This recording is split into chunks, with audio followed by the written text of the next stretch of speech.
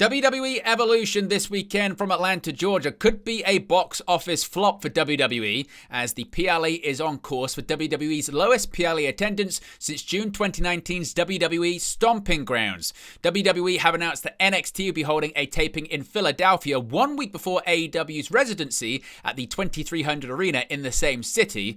Positive news though for AEW, as Tony Khan says that AEW and New Japan's Forbidden Door event this year is already one of the biggest gates in AEW history. WWE Hall of Famer Jake Roberts criticizes what he describes as a foolish series for WWE Unreal on Netflix.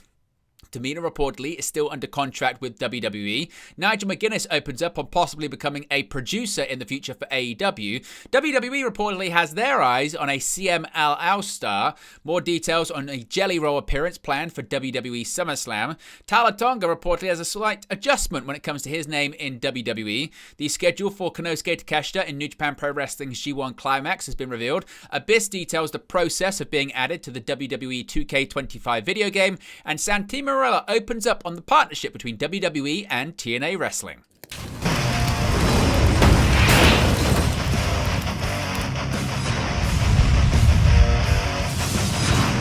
Hey guys, welcome back to Wrestling News 365. Hope everyone is doing very well. As always, there are plenty of news stories to get into in the world of professional wrestling. Let's begin with WWE Evolution this weekend. Of course, it's the day after AEW All in Texas. It's in addition to several events in Atlanta, Georgia for WWE this weekend, but it looks like it's not positive news when it comes to the second iteration of the All-Women's PLE. WWE Evolution 2025 is on course to draw WWE's lowest non-pandemic premium live event attendance since June 2019's WWE Stomping Grounds. WrestleTic's latest count had the All-Women's PLE at 4,804 tickets distributed as of the 4th of July. This left 1,578 tickets still available from the current setup of 6,652. WrestleTix noted low resale activity on Evolution 2025, which had a get-in price of $56.75 as of the report. WWE had yet to release much of the hard cam side for ticket sales. Evolution 2025 takes place at the State Farm Arena in Atlanta, Georgia, this Sunday, the 13th of July. The show clashes directly with a Beyoncé concert held across the street at the Mercedes-Benz Stadium, with the pop star performing 4 nights out of 5 between the 10th and 14th of July. WWE drew a reported 6,000 fans for Stomping Grounds in 2019. For a lower non-pandemic, non-NXT PLE attendance, you have to go back to 2006 December to Dismember, which drew around 4,800. The original Evolution attracted 10,900 fans on the 28th of October 2018. WWE Saturday Night's main event looked a lot healthier, held in the same arena the night before, that being the 12th of July. WWE had distributed 10,731 of the 12,785 tickets made available. The sequel to 2018's well-received Women's PLE, Evolution 2025, had originally been scheduled for the 5th of July in Uncasville, Connecticut, with Bodyslam.net reporting that, quote, everything on the schedule is still tentative at the time. 2 months later, PW Insider reported that WWE had moved the event to align with Saturday night's main event for a weekend of shows in Atlanta. WWE also has NXT's Great American Bash scheduled for the 12th of July, going head-to-head with AEW All in Texas, the Arlington-based stadium show for which tickets went on sale in December of 2024. WrestleTic's last count had All In at 20,700 tickets distributed from the 23,887 made available. Of course, if we get any more details on that, we'll let you know in a future video. Now, speaking of counter-programming, a bit of an update here when it comes to WWE and their plans to mess with AEW's Residency in Philadelphia. WWE will look to get the jump on All Elite Wrestling in Philadelphia, with the company announcing that NXT will be taped from the city of brotherly love just 1 week before AEW begin their Residency at the 2300 Arena. WWE announced today that NXT will emanate from the Met Philadelphia on Tuesday, August 19th. The Opera House has a capacity of 3,500. with tickets going on general sale on Wednesday, July 9th at 10 a.m. Eastern. August 19th is just days before All Elite Wrestling begins a residency at Philadelphia's 2300 Arena with the August 27th episode of AEW Dynamite. All Elite Wrestling will tape multiple episodes of Collision and Dynamite from the former ECW Arena, as well as Ring of Honor Death Before Dishonor, before finishing up on Thursday, September 11th. WWE have actively looked to counter-program AEW shows in 2025, including this coming weekend with WWE holding 3 shows around AEW All In, including NXT Great American Bash, which will go head-to-head with AEW's biggest pay-per-view of the year.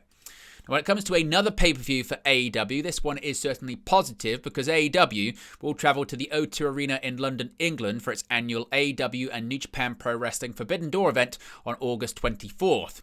Speaking to Raj Prasad of Yahoo Sports Uncrowned, AEW President Tony Khan commented on the upcoming pay-per-view. He had the following to say when discussing the event in the UK this year: "Each year Forbidden Door has emanated from an iconic wrestling venue in one of the greatest wrestling cities in the world, and this year will be the biggest one yet," Khan said. "It's one of the biggest gates in the history of AEW already, and it's going to be a massive event collaborating with our friends and partners at New Japan Pro Wrestling." Now, no matches have been officially announced for the event, though Hiroshi Tanahashi is scheduled to compete. AEW is set to hold its biggest event in North American history on July 12th this weekend at AEW All In at Globe Life Field in Arlington, Texas. Now, Jake Roberts, he hasn't held back in his criticism of an upcoming WWE docuseries. WWE Hall of Famer Jake the Snake Roberts is far from enamored with the company's decision to pull back the curtain on their creative process in the upcoming Netflix documentary series WWE Unreal. On the latest edition of his The Snake Pit podcast, Roberts sarcastically said, quote, "Oh, well, they've done everything else and made money with it. They might as well do that too," with regards to WWE Unreal. He then went further, adding, quote, "I think it's foolish. I don't think that product will ever warrant enough money being made for the damage that it will do. So that's just my own thoughts." Now, the 70-year-old is currently signed to AEW, though he does have a WWE Legends deal, which allows him to appear in WWE 2K games. Netflix will release the first batch of 5 WWE Unreal episodes on July 29th, with another 5 episodes scheduled for release in early 2026. Dwayne "The Rock" Johnson's team reportedly provided notes about the episodes in which he appears. Paul Triple H Levesque will be a central figure in the series and serve as the narrator. Now, a bit of an update here when it comes to Tamina, her WWE status. Despite having not wrestled for the company in more than 2 years, Tamina is still under a WWE contract. A recent report by Fightful Select noted that the second-generation star is still technically under WWE contract, though she is not listed on any internal rosters, has not been designated to a particular brand, and is not often backstage at WWE events. The 47-year-old's most recent match took place at a February 27, 2023 main event taping, where she lost to Mitchum. Her last pay-per-view appearance came at the 2023 Royal Rumble, when she was an entrant in the women's version of the titular match. In the time since then, there have been numerous rounds of mass releases within WWE, while other talent have departed the company when their contracts have expired without being renewed. It became clear last year that WWE had no plans to use Tamina, who will reportedly not be offered a new deal when her current one runs out. The daughter of WWE Hall of Famer Jimmy Superfly Snuka, Tamina made her televised WWE debut in May of 2010 alongside her cousins, the Usos. Now, Nigel McInness, he's a commentator and occasional wrestler in AEW, but could he do more than that? Nigel McInness has talked about the possibility of becoming a match producer.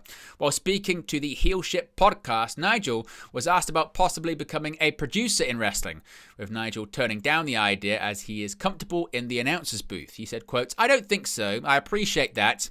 It's very kind of you to say that. I know that when I was in WWE, I oftentimes would go, I really feel like I could say something about this match. I could have said beforehand that I think really would have helped them every now and then. If some of the guys like Grayson Waller every now and again, guys like that will come up and knew my history and ask me a couple of ideas, and I'd be able to give them a little bit of input, etc., etc. But now commentary takes up so much of my time in terms of the preparation on the show, etc., especially when I'm still getting in the ring every week as well. With the possibility of wrestling again, then I don't think there's the time for it. I think I'm probably more valuable as the commentator in that regard.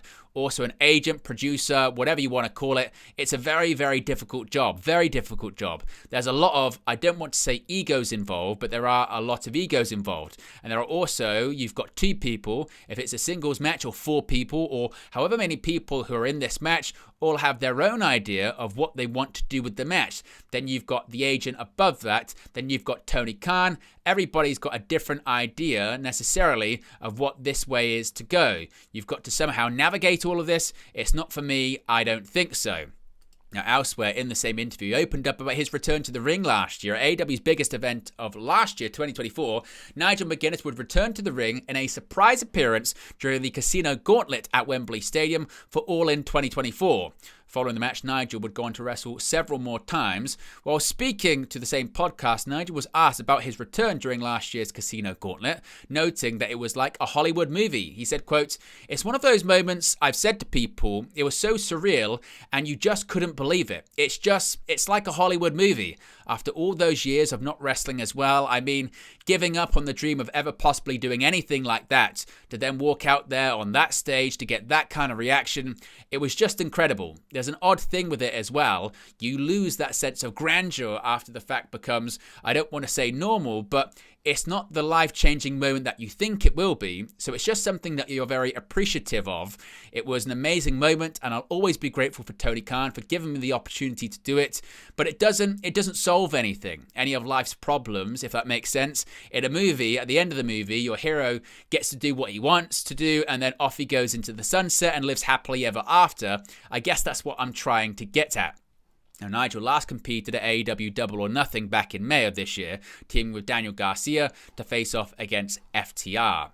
Now, WWE, they reportedly have their eyes on a CM Alstar luchador. WWE has direct ties to the world of Lucha Libre these days due to their impending acquisition of Mexican promotion AAA. In recent months, AAA talent have appeared on WWE television, while the two companies jointly staged the well-received WWE and AAA Worlds Collide show in June. While WWE are not currently pursuing any CM Alstar talent for their AAA-affiliated roster, they do have their eye on one particular talent. According to Corey Hayes of BodySlam.net, WWE are monitoring CM Alstar Mascara Dorado. And not to be confused with the original Mascara Dorado, who wrestled for WWE as Grand Metalik. The current Mascara Dorado is the 23-year-old high-flying sensation who is considered one of the most spectacular wrestlers in the world. He is one-third of the reigning CM Alstar World Trios champions as part of El Sky Team with Mystico and Neon, as well as CM Alstar. He has competed for AEW, New Japan, MLW, and various other promotions in 2025. Now, a bit more of an update here on Jelly Roll and his plans for WWE SummerSlam. It was reported in recent days that WWE has plans in place for Jelly Roll to remain a part of the company's programming following his appearance on the July 11th edition of SmackDown in Nashville, Tennessee. WWE reportedly want Jelly Roll to work a short program, although a match for the singer-slash-songwriter is considered unlikely. Jelly Roll is currently on tour, but the weekend of SummerSlam was free for the 40-year-old. Dave Meltzer of the Wrestling Observer has now reported that Jelly Roll is scheduled for SummerSlam, and he will be involved at the WWE PLE in some capacity. Jelly Roll appeared at SummerSlam last year in 2024 as he sang God Bless America and later chokeslammed Austin Theory. Currently announced for SummerSlam 2025 is John Cena vs. Cody Rhodes for the undisputed WWE Championship in a rematch from the main event of WrestleMania 41, courtesy of Cody's King of the Ring victory. Jade Cargill will also challenge for the WWE Women's Championship at the event due to winning the Queen of the Ring tournament. Now, a slight name change here for Talatonga, but not actually that much more, just in the spelling. A very minor change has already been made to the former Hikuleu's WWE ring name just over a week after he made his official debut in the company. Hikuleu made his first televised appearance for WWE at Night of Champions, helping Solo Sikoa defeat Jacob Fatu for the WWE United States Championship. It was confirmed shortly after the event by WWE that the former New Japan star would be known as Talatonga. The Tops Now card for the 34-year-old's debut also confirmed his name was Talatonga with one L. The former Hikuleu's name has since been adjusted, however. The WWE talent's Instagram profile has updated his name to Talatonga with two L's, while the WWE.com recap of Friday Night SmackDown refers to the former Hikuleu as Talatonga with two L's throughout.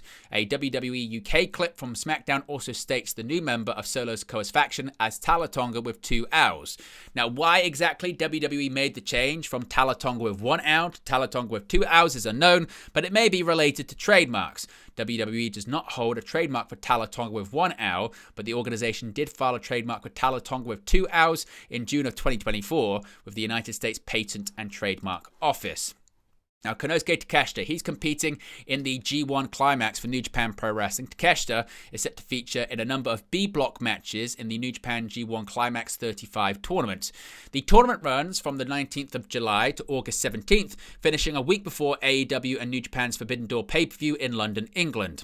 The Don Callis family member will be in action in the B-block, with his first match set for July 19th against Gabe Kidd of Bullet Club War Dogs. Kidd was recently seen on AEW Dynamite, teaming with Jon Moxley and Marina Shafir of Death Riders in a victory over Mark Briscoe, Mike Bailey and Willow Nightingale on the May 28th episode. A complete breakdown of Takeshita's opponents at the New Japan G1 Climax 35 is as follows. Gabe Kidd on July 19th, El Phantasmo on July 20th, Great-O-Khan on July 23rd, Shingo Takagi on July 26th, the main event match, Zack Sabre Jr. on July 30th, Drilla Maloney on August 2nd, Yoshi-Hashi on August 5th, and Shota Umino on August 8th, the main event match, and Ren Narita on August 13th. As explained on the official New Japan website, playoff and semi-final matches between the top 3 scoring competitors in each block will take place on August 14th and 16th, ahead of the tournament final on August 17th at Arike Arena in Koto. The G1 Climax 35 marks Takeshita's second appearance in the tournament, losing to Yota Tsuji in the playoff to decide the semi-finalists of the 2024 event, which would be won by Zack Sabre Jr. Abyss, he's in WWE 2K25 and he's detailed how this came together.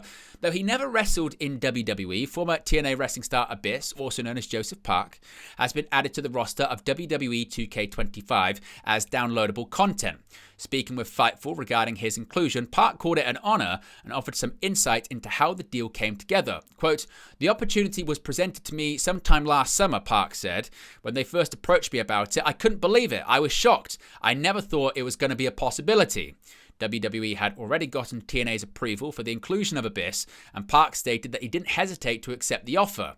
The retired wrestler referred to his presence in a WWE video game as a bucket list moment in his life and career. Park didn't have to get physical for the game, as there are other wrestlers who do motion capture for all of the performances. He did sit down and get scanned by dozens of cameras to recreate his likeness, and Park marveled at the level of technology that goes in to modern video game development. The game includes Abyss's original entrance music, which Park felt was a key aspect of the character. Park had that theme for almost the entirety of his career, and the fact that it's in the game of one of the most popular pieces of feedback he's seen from fans. Following his in-ring retirement in 2019, Park joined WWE as a producer. While Abyss hasn't returned to the ring and doesn't plan to, Park did make a brief series of on-screen appearances in 2020 alongside former TNA wrestling rival AJ Styles on SmackDown. In backstage segments, Park played Styles' statistician, who assured Styles that he'd beat Jeff Hardy at WWE SummerSlam. When Styles lost, he blamed and berated Park on the following episode of SmackDown.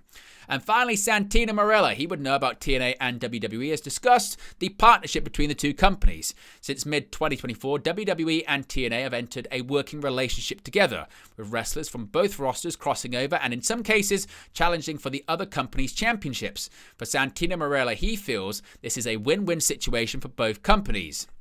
While speaking to Denise Salcedo in a new interview, Santino stated his belief that the partnership is a win-win for both WWE and TNA. He said, quote, "Yeah, I mean, it's huge just to see the relationship. And that's another thing.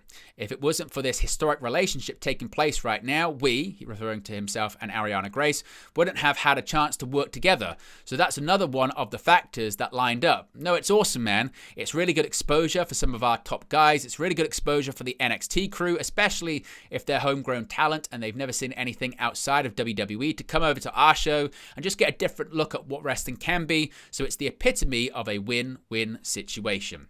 But there you go, guys. Latest pro wrestling news for you. Be sure to smash a like on the like button. Be sure to subscribe, bottom right-hand corner. We're now over 23,000. The road to 24K begins. On that long road to 25K, of course, our aim is to get to 25K in 2025. So if you haven't already, be sure to subscribe. Join the ever-expanding WNU, that being the Wrestling News universe. Appreciate everyone for tuning in, as always, and I'll speak to you again very, very soon.